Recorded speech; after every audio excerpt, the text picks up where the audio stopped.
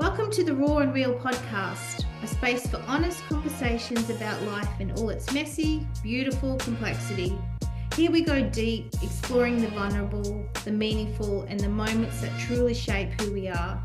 Nothing's off limits. These are unfiltered conversations about life where we're not afraid of talking about the hard stuff. No masks, no filters, we're just real people with real stories. Let's get into it. Welcome to everybody watching the recording with our conversations with Julie and Sonia.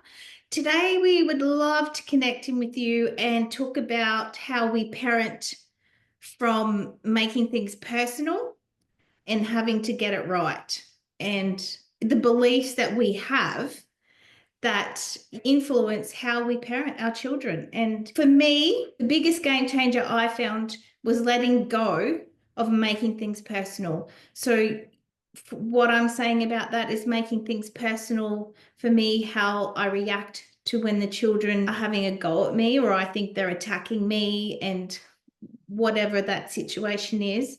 And also from a point of view of making it personal about being a perfect parent, how I thought I needed to parent, or what I needed to do as a parent to raise a decent human being.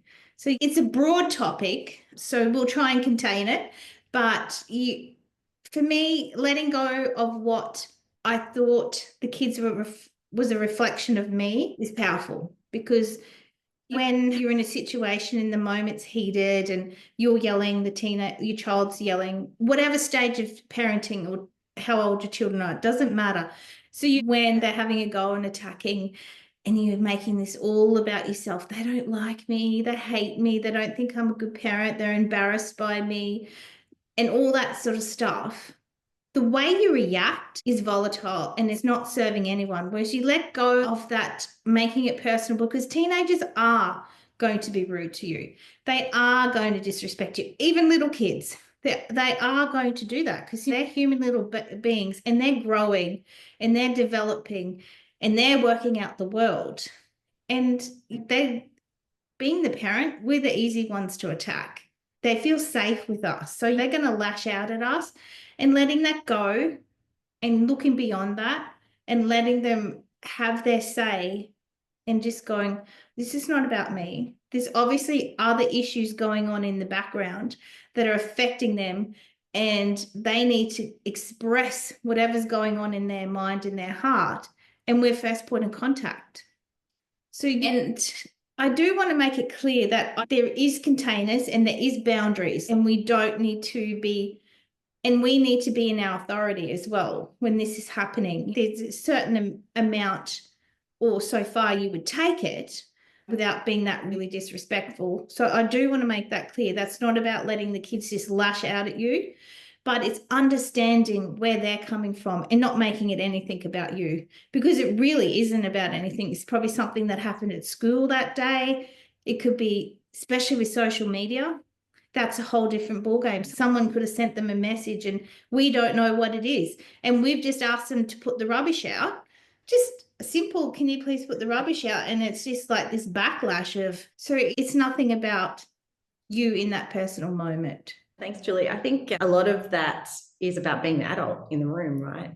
And remembering that we are the adult and they are the child. And that doesn't mean that we are on a different level necessarily, but it just means that we need to act as the responsible adult and acknowledge that our child is going through things, and what they're going through isn't a reflection of us. And like you said, those times when you're in a conflict, and if we were two children in a conflict, often the two children are going to attack each other, right?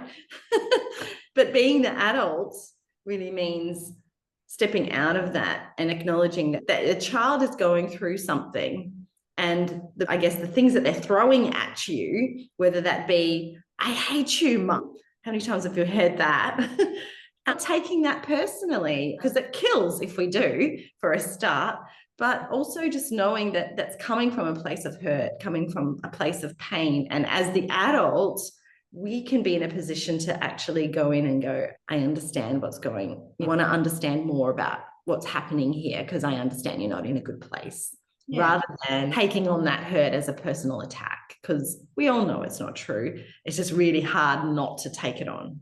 And I guess that's what we're talking about, not taking it personal.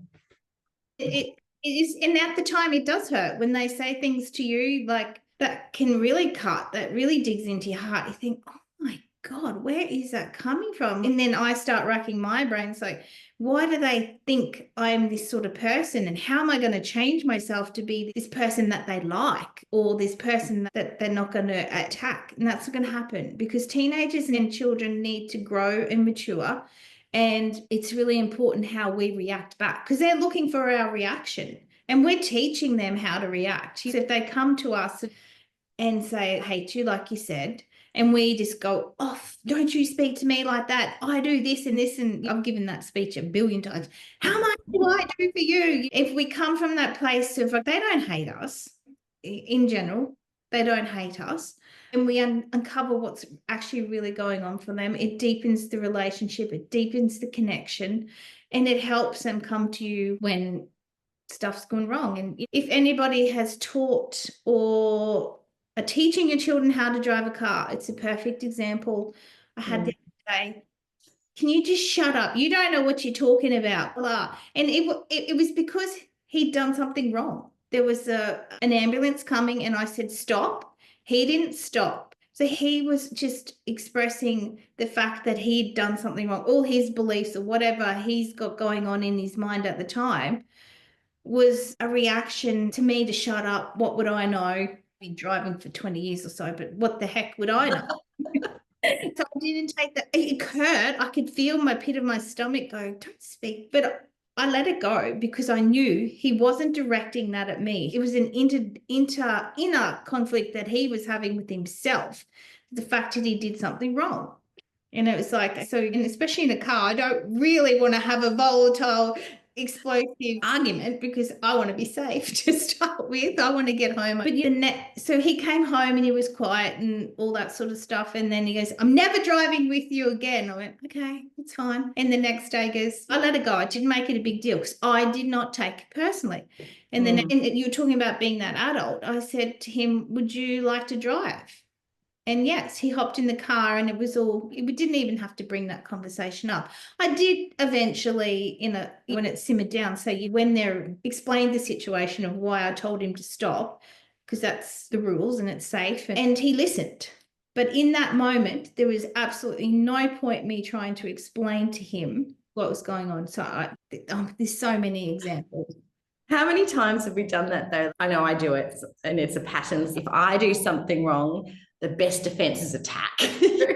And so noticing that in other people is so helpful, right? Because then you just don't need to take it personal then, because that's just a reaction to how they're feeling about what they've done. It's their space. And that's that whole thing about it not being about me. I don't have to take that personally, because this is actually about them and what they're going through and how they're dealing with their mistake or whatever that is. And I don't have to actually take that on. It's just a reaction. And my choice then is to either react back, or I can just respond like the adult in the room. And I keep saying that as the adult, and it can be taken in different ways. But I do just mean it's being in that place of awareness and being responsible for your actions and the words that come out of your mouth. And certainly not saying that I do that perfectly in any way, shape, or form. But I do notice that I can do it when I'm in that place of groundedness. Yeah, so it's taking the higher ground or the higher position and going, what is going to best serve in this situation? When obviously something is upsetting or triggering them, you want to be able to come and communicate.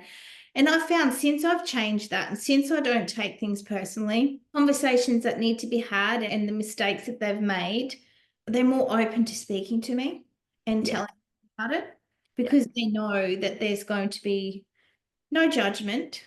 There'll be consequences, obviously, if it's whatever the situation is, but they need to be able to speak and come and talk. So that's what I found, letting go of things personally has opened up communication with my children, and they will often tell me about things that have happened or experiences that have happened. And I want to touch on, when they tell you this, you don't make it personal about you as a parent, which is it's huge. Because if my child has come to me and said, oh, look, I've done something really wrong, I don't take that on as, oh my God, I'm a bad parent.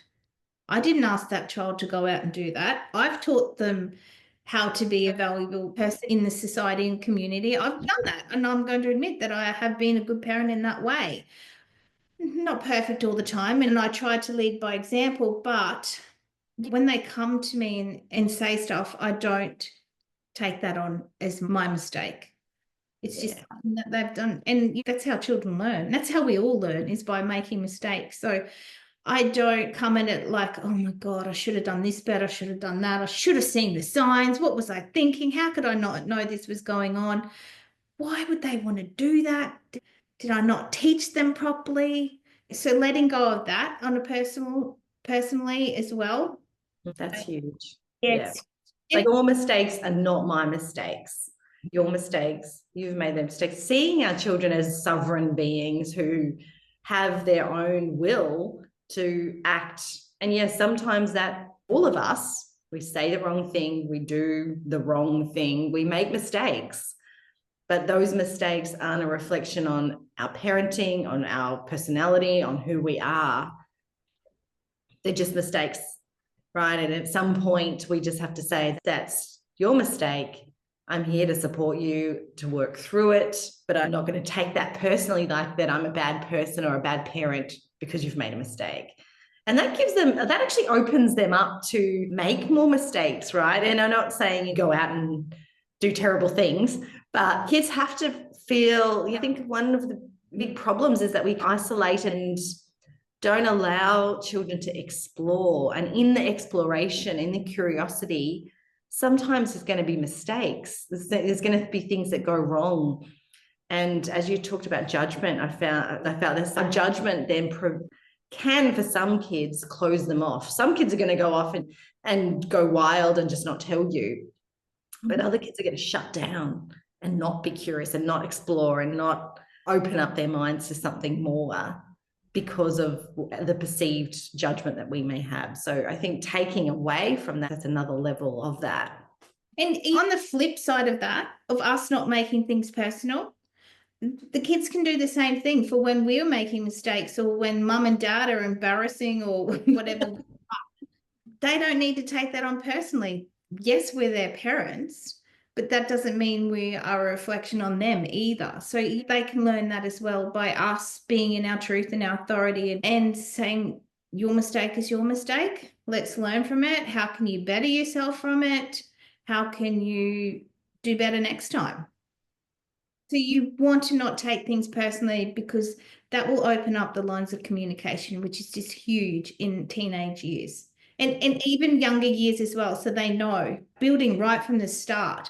Because we've learnt this work now, and we understand, if I could go back, I would change a lot of things. The biggest thing is it opens up communication. I think that's a massive thing that I've noticed, is that when you take away that judgment, it really is not taking things personally, is not judging, right? So it's saying what you've done is how you feel, and that's okay.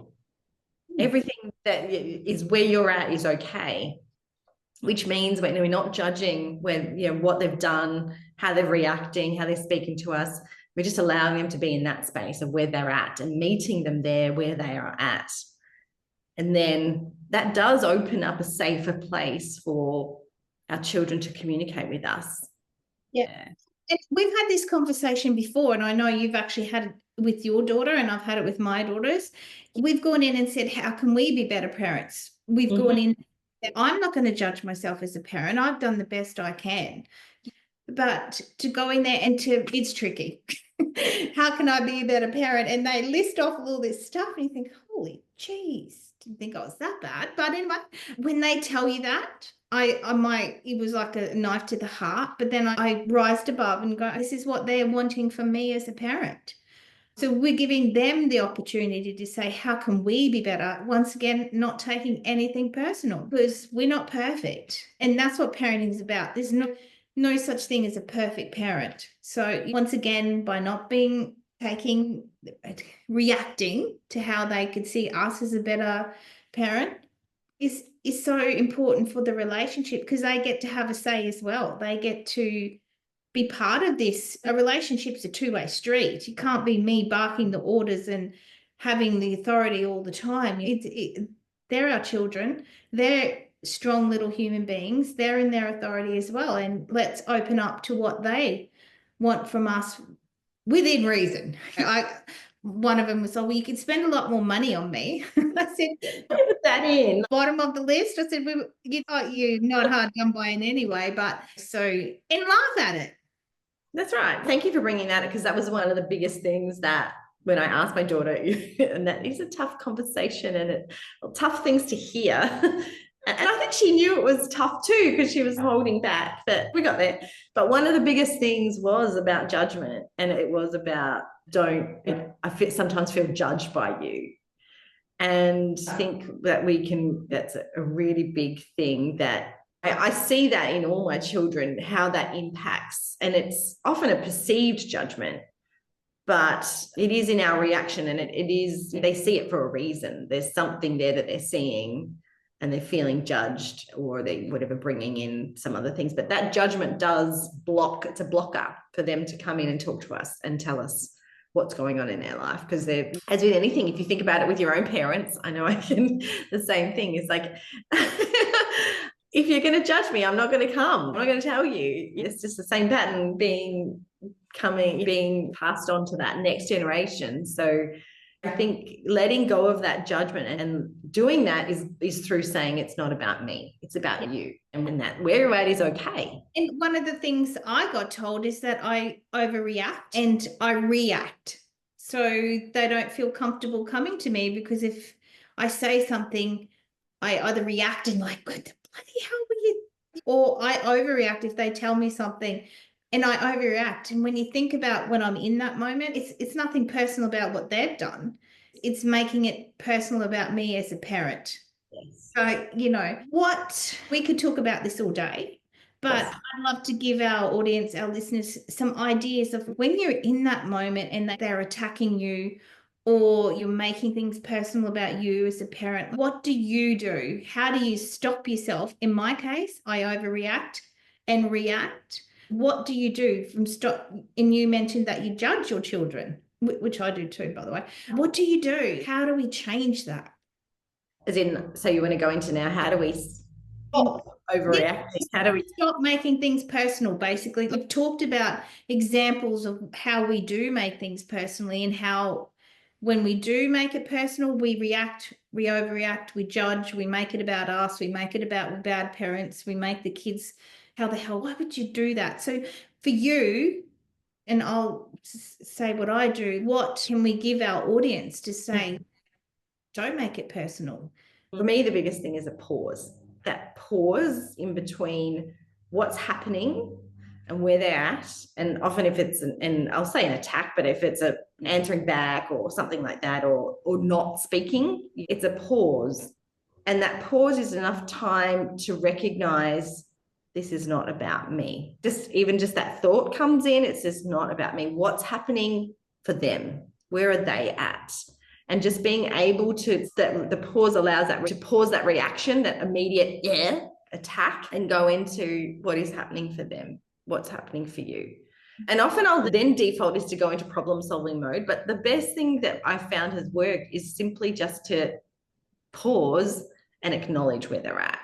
And that often just gets them, almost like it hits them, wow, being seen here for what's happening, or asking what's going on for you.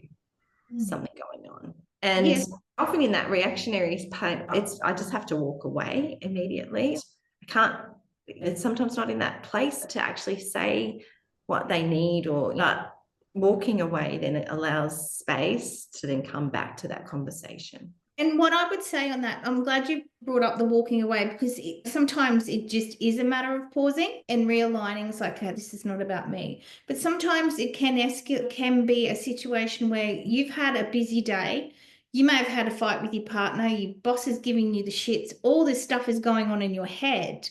They want to have a conversation or they're attacking you. I have often said, just give me 5 minutes because I need, and we'll come back to this, and I just need 5 minutes. They don't need to know why I need the 5 minutes, but I need the 5 minutes to clear all the other shit that's been going on in my world at that moment, and just understand that I have to be in the present moment with my child to discuss whatever needs to be said. And that's powerful. That's allowing them to know that I need that space and I'm going to come back to you. And in that space, I let go of everything that's happened, like I said, but I also become very aware that this is not going to be a personal attack on me. This is not about me again. Once again, this is not about me, my parenting, or anything else. It's about what my child is going through at that moment. So if you need 5 minutes, 10 minutes, whatever you need to gather your thoughts or empty your mind, so you can come into that conversation with no thoughts, nothing attacking you or coming in, and if that makes sense. I agree with that. And I've needed that too. But often the walk away is actually not it's about what they need at that moment. They just need space. And so it's just, it's being present with what's happening in the moment. But that line of it's not about me, being able to replay that in my mind in that situation is really helpful, because it's like a mantra almost. It's like that I'm not taking it personally. This is what's happening for them, and they need me to be the adult. Not And when you've got multiple children, that mantra has to run through your head all the time. And it can be bloody exhausting. So I want to also acknowledge that this is not easy. You certainly get it right every time, because if I haven't taken that time out to just gather where I'm at, and I've reacted from that space of everybody wanting a piece of me, and then that's when I react. I know my patterns. I know so that's. And we've talked about this before about, I mean, me, it's really important to be in my grounded place, and in order to be that person who doesn't react. Because like you said, when stuff's going on for you, and we all have stuff going on like stress and work stuff or whatever, other personal things, when we bring that into the situation, then it's really hard to not react. And so I think for our own selves is making sure that we're in a place of being able to manage that in our own, so taking that away and I'll say dealing with it in our own way of, for me, it's just having alone time, filling my cup enough that I'm not in that reactionary state all the time. So that's a really important part of being a good parent, and being, what I consider not being able to not make it about me, not take it personal. Yeah, because when you come into that situation of whatever's going on for you, and you're in a reactive state and they're in a reactive state, it's just a cocktail for a massive explosion. So you make a really important point that we as parents need to be fulfilled, and we need to be doing stuff that makes us happy, that we love to do. So that has a ripple effect on all your relationships, not just your children. It's with your partner, it's with your friends and stuff like that. If you're coming from a space where you're really loving what you're doing and taking that time to fill your cup, as everyone says, you have such a better grounding of coming into the conflicts and the situations that arise for your children. And that's only a good example for our kids as well, in the end. That's what we want for them, right? We want them to be filling their cups and doing things that they love, setting that example. Exactly. So that would be my biggest takeaway from today, is to be present in the conversation of what my child needs, not what's going on for me, not beliefs that I have around parenting, not beliefs that I need to be this perfect parent. My child needs to be a perfect child, because that's not going to happen. That's not unrealistic. We're human beings, and we want our kids to explore. We want our children to make mistakes, because that's how they grow and learn. And we want them to be having those lines of communication. So when they do eventually leave the home and become adults, they are independent. They know how to sort stuff out. That will always be there for them, but we send it a really good grounding for them to be in a good place to leave home and go out and adult and do what they need to do and know that I'm going to make mistakes, but it's life. Exactly. Awesome. I think we've done really good to have a chat to you about this, Julie. It's such an important topic, and hopefully our audience has received something from it. And we have many more topics that we're going to explore. So keep an eye out, keep an ear out, and have a beautiful day, everyone. Lots of love. Yep. Bye.